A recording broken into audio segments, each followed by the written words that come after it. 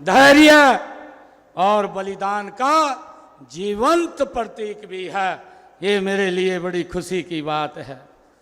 वे इतिहास के उन विभूतियों में से हैं जिन्होंने न कभी झुकना सीखा, न कभी हारना सीखा और सदियों से हमारे योद्धाओं, शासकों और युवाओं की जो प्रेरणा बने रहे हैं।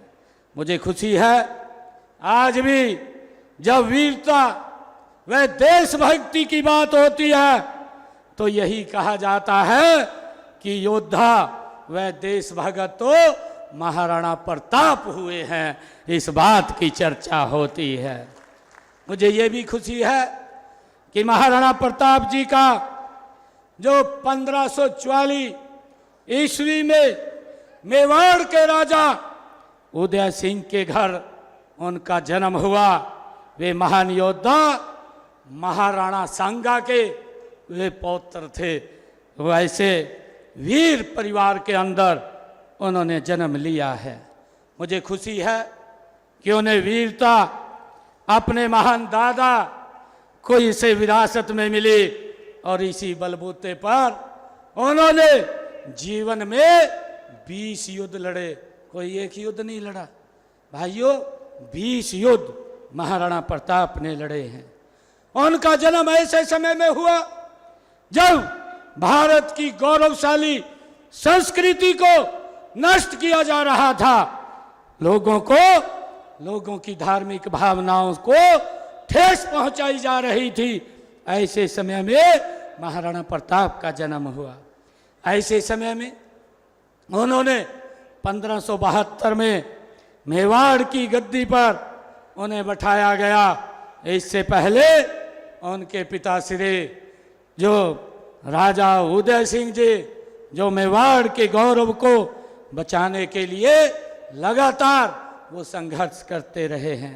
मुझे खुशी है कि महाराणा प्रताप ने जब शासन संभाला तो बादशाह जो अकबर था उसने अपनी अधीनता स्वीकार करने के लिए 4 बार महाराणा प्रताप के पास अपने संदेश भेजे, लेकिन महाराणा प्रताप ने उनको ठुकराने का काम किया, किसी को स्वीकार नहीं किया। ऐसे हमारे महाराणा प्रताप जिनकी जन्म जयंती हम मना रहे हैं। मुझे ये भी आज आप लोगों को बताते हुए कि इसका परिणाम यह हुआ 1576 में मुगलों और मेवाड़ के बीच हल्दी घाटी जो पवित्र माटी आज मुझे दी भी गई है, मैंने उस माटी को अपने माथे के ऊपर लगाया है, अपने सर के ऊपर रखा है। भाइयों, उस पवित्र माटी पर युद्ध हुआ। उस युद्ध में मेवाड़ की सेना ने मुगलों को मुंह तोड़ जवाब देने का काम वह हमारी सेना ने उस समय महाराणा प्रताप की किया है। कहते हैं कि उस युद्ध में जो चर्चा भी होती है कि हमारे 8000 सैनिक शहीद हुए, परंतु मुगलों के 40,000 मुगल भाइयों मौत के घाट उतार दिए। ऐसे महाराणा प्रताप की वो सेना थी। मुझे खुशी है कि अपनी जन्मभूमि और कर्मभूमि चित्तौड़ की आज़ादी के लिए महाराणा प्रताप आजीवन मुगलों से लड़ते रहे हैं। हल्दी घाटी युद्ध के बाद उन्होंने जंगलों और अरावली पर्वत की घाटियों में शरण ली। अनेक बार अन्न के अभाव में ऐसे महाराणा प्रताप थे जिन्होंने घास की रोटियां खाना मंजूर किया, पराधीनता स्वीकार नहीं की।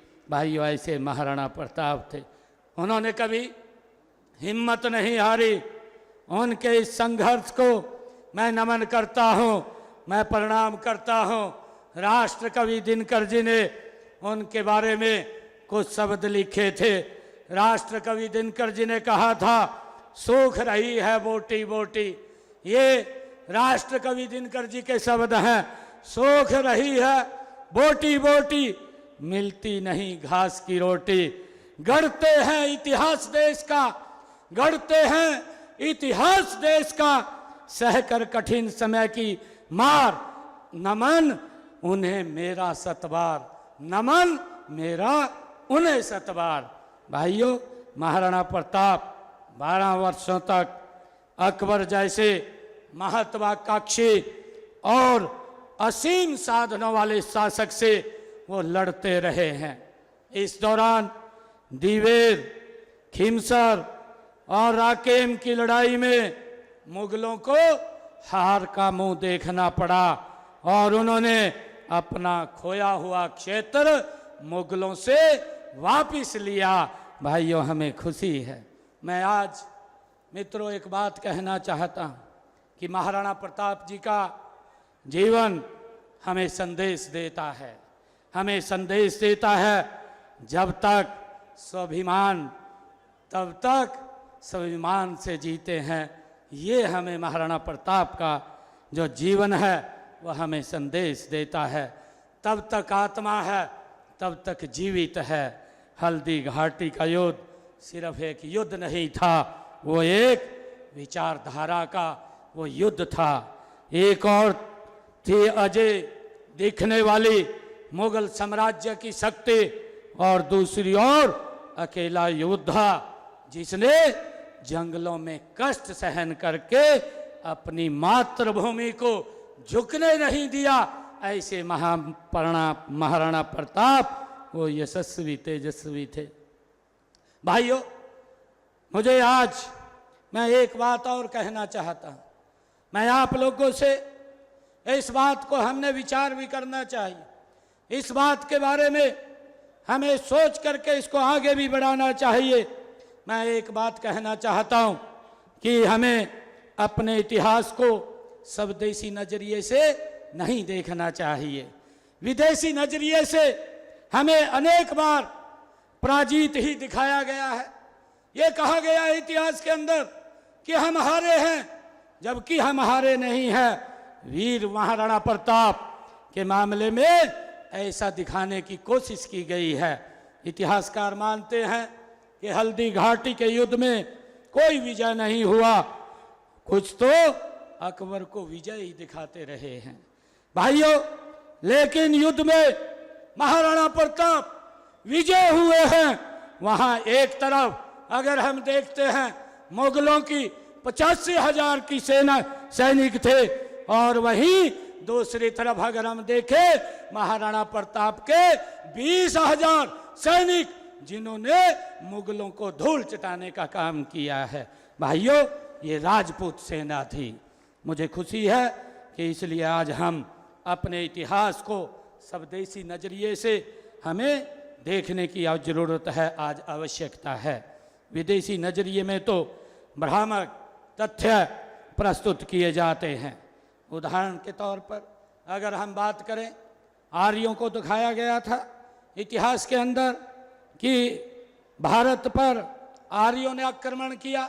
इस प्रकार की बातें इतिहास के अंदर कही गई हैं, जबकि आज का विद्वान, आज हमारे जो आर्य वो बोलते हैं कि आक्रमण नहीं हुआ है। उन्होंने इस बात से इनकार किया है। भाइयों बहनों, मुझे खुशी है कि यह गौरव की बात भी है कि महाराणा प्रताप जैसे महापुरुष जन्म बहादुर राजपूत कौम में हुआ है। और मुझे ये भी खुशी है कि आपने देश को महान शासक, देश भगत, बहादुर जवान दिए हैं। भारत की आन बान और शान की रक्षा के लिए कुर्बानियां देने वालों में आपका अग्रणी में नाम लिया जाता है। मुझे भाइयों इस बात की खुशी है। मुझे ये भी खुशी है कि भाइयों जब हम देखते हैं कि मुगल साम्राज्य के पतन में मराठा व राजपूत कौम की भूमिका को कौन भुला सकता है। भाइयों, इसके बारे में ये सर्वविदित ही है। आपने सदा ही अन्याय के विरुद्ध संघर्ष किया है। राष्ट्र के मान सम्मान और स्वाभिमान की रक्षा के लिए बड़ी बड़ी चुनौतियों की भाइयों बड़ी बड़ी कुर्बानियां भी आपने दी हैं। जो समाज एवं राष्ट्र अपने महापुरुषों, वीरों व शहीदों को याद करता है, उसका सम्मान करता है और सदैव उनके शौर्य और उपलब्धियों पर गर्व करता है, तो गौरव का अनुभव होता है। वह सदा समृद्ध और प्रगति की ओर अग्रसर होता है। भाइयों, इसलिए हमें अपने महापुरुषों और गौरवशाली इतिहास को सदैव याद रखना चाहिए। इस समारोह के लिए मैं आयोजकों को भी बहुत बधाई देता हूं। महाराणा प्रताप जी का जीवन साहस, स्वतंत्रता, आत्मसम्मान का ये प्रतीक रहा है। उन्होंने अंतिम सांसों तक देशभक्ति और स्वराज की ज्वाला को जलाए रखा है। उनका संकल्प था स्वतंत्रता सर्वोपरि है, चाहे उसके लिए कितनी भी कठिनाइयां सहन करनी पड़े। आज जब हम भारतीय संविधान का 75वां ये वर्ष मना रहे हैं, तो उनके मूल सिद्धांतों में यही भावना झलकती है। इससे स्वतंत्रता, समानता, न्याय, धर्मनिरपेक्षता को सर्वोच्च स्थान दिया गया है। यह महाराणा प्रताप जैसे स्वराज पुरोधा अपने गौरवशाली अतीत, संघर्षशील स्वतंत्रता सेनानियों और लोकतांत्रिक मूल्यों का सम्मान है। मुझे खुशी है कि देश के यशस्वी प्रधानमंत्री आदरणीय नरेंद्र मोदी जी के नेतृत्व में जो उन्होंने कहा है जय जवान, जय किसान, जय विज्ञान और जय अनुसंधान। इस मंत्र के साथ भारत दुनिया की महाशक्ति की ओर गति से अग्रसर है। मुझे ये खुशी है। अभी हम देखते हैं कि अभी एक घटना क्रम पहलगाम का हुआ है। पूरे देश के अंदर उसको लेकर के एक बड़ा रोष था, बड़ा दुख था और देश के लोग चाहते थे कि पाकिस्तान को उसका जवाब दिया जाए। भाइयों, देश के यशस्वी प्रधानमंत्री उन्होंने एक मंच के ऊपर कहा कि अब समय आ गया है, अब वो समय आ गया है कि आतंकवाद की बची कुची जमीन उसको मिट्टी में मिलाने का अब ये समय आ गया है। और भाइयों, 9 मई को मैंने इसी स्थान के ऊपर आप लोगों के बीच में आना था, परंतु आदरणीय मोदी जी ने 7 तारीख को रात 1:30 बजे पाकिस्तान की भूमि के ऊपर जा करके जहां आतंकवाद पनपता था उसको मिट्टी में मिलाने का काम हमारे जांबाज सैनिकों ने किया है। मैं उनको नमन करता हूं, उनको प्रणाम करता हूं। भाइयों, उसका जवाब पाकिस्तान की भूमि के ऊपर देने का काम किया है। यही महाराणा प्रताप का विचार है, यही महाराणा प्रताप ने हमें रास्ता दिखाया है। भाइयों, उस रास्ते के ऊपर आगे बढ़ते हुए पाकिस्तान की सरजमी पर जा करके नेस्त नाबूद करने का काम ये हमारे जांबाज सैनिकों ने किया है। मैं उनको प्रणाम करता हूं, नमन करता हूं। मुझे गर्व है कि आज की युवा पीढ़ी महाराणा प्रताप जी जैसे नायकों को अपना आदर्श मान रही है। हमें अपने बच्चों को इतिहास की तारीखें नहीं बल्कि इतिहास की चेतना और चेतावनी दोनों सिखाने की आवश्यकता है। उन्हें बताने की है कि किसी भी परिस्थिति में राष्ट्र हित सर्वोपरि है। महाराणा प्रताप जी की तरह कि हमें भी अपने मूल्यों, संस्कृति और देश की स्वतंत्रता की रक्षा करनी है। हमें अपने संविधान की, जिसमें महान नायकों के विचारों को, मूल्यों को लिखा गया है, उसकी रक्षा हमने करनी है। आज इस अवसर के ऊपर मैं आप सबको बहुत बहुत बधाई भी देता हूं, शुभकामनाएं भी देता हूं। और आज महाराणा प्रताप जी की जयंती के अवसर पर हमारे विधायक महोदय जी ने मांग पत्र रखा है और हमारे समाज के प्रधान जी ने भी एक मांग पत्र मुझे दिया है और हमारे पंचायत की तरफ से भी मांग पत्र आया है। मैं आप लोगों को ये विश्वास दिलाता हूँ कि जितनी भी मांगे मेरे को लिख करके दी गई हैं, इन सब मांगों को विभाग में भेज करके इनकी फिजिबिलिटी चेक करा करके इनको करने का काम वो किया जाएगा। मुझे खुशी है आज जब मैं सालवण में आया हूँ, सालवण में मेरे को कहा गया कि असंध में एक HSVP का सेक्टर काटा जाए। हमारे विधायक जी ने इसकी मांग की है। इसकी भी फिजिबिलिटी चेक करवा करके वहाँ पर सेक्टर का निर्माण करवाया जाएगा। सालवन गांव में प्राथमिक स्वास्थ्य केंद्र का नाम मोहन सिंह मुंडाड़ जी के नाम से मैं करने की घोषणा करता हूं। गांव सालवन के बीच से निकल रही ड्रेन को जो हमारे विधायक जी ने बड़ी मांग रखी है कि उसको पक्का करने का काम किया जाए, इसकी भी फिजिबिलिटी चेक करा करके पक्का करवाने का काम ये हम करेंगे, इसकी भी मैं घोषणा करता हूं।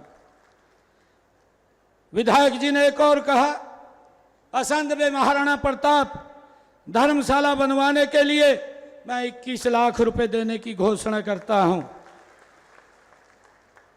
यदि ग्राम पंचायत सालवन जमीन उपलब्ध कराती है तो एक खेल स्टेडियम का निर्माण करने की भी मैं घोषणा करता हूं।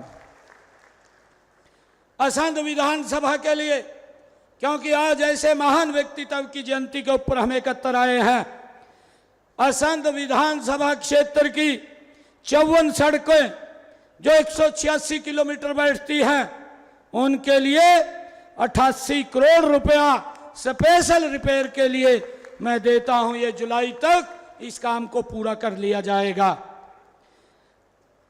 हमारे इसी असंध विधानसभा की 16 सड़कें जिनकी स्पेशल रिपेयर की बात कही गई है, जो 91.49 किलोमीटर की है, उनको भी जुलाई तक पूरा कर लिया जाएगा, उनकी भी स्पेशल रिपेयर की जाएगी।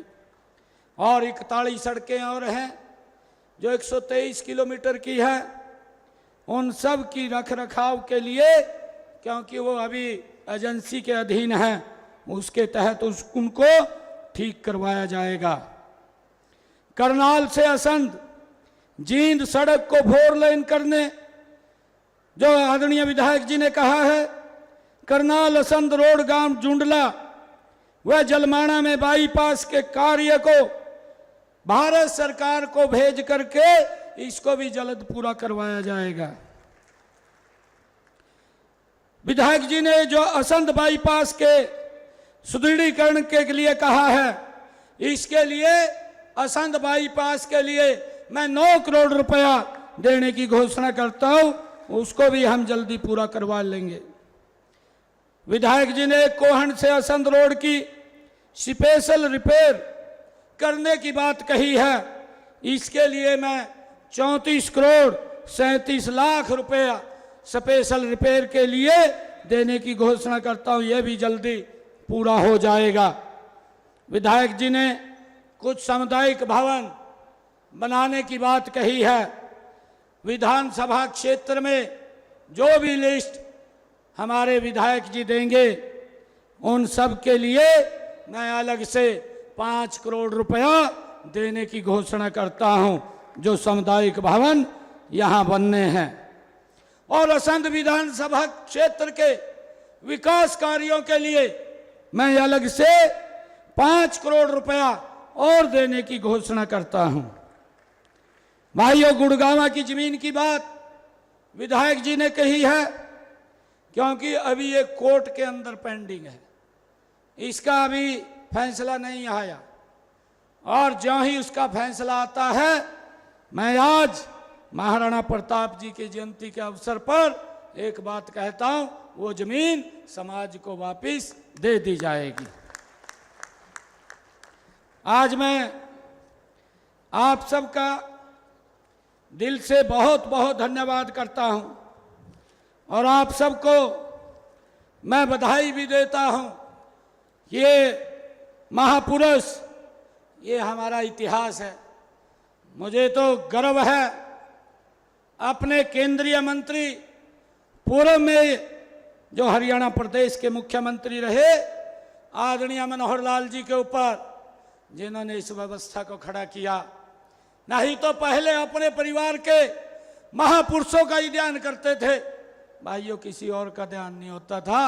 आज मुझे खुशी है, पिछले 10 वर्षों में महाराणा प्रताप, महाराणा सांगा और गुरु तेग बहादुर गुरु गोविंद सिंह, गुरु रविदास, भगवान वाल्मीकि, संत कबीर, ऐसे महापुरुषों की जयंतियों को राज्य स्तर पर हमें मनाने का अवसर मिल रहा है।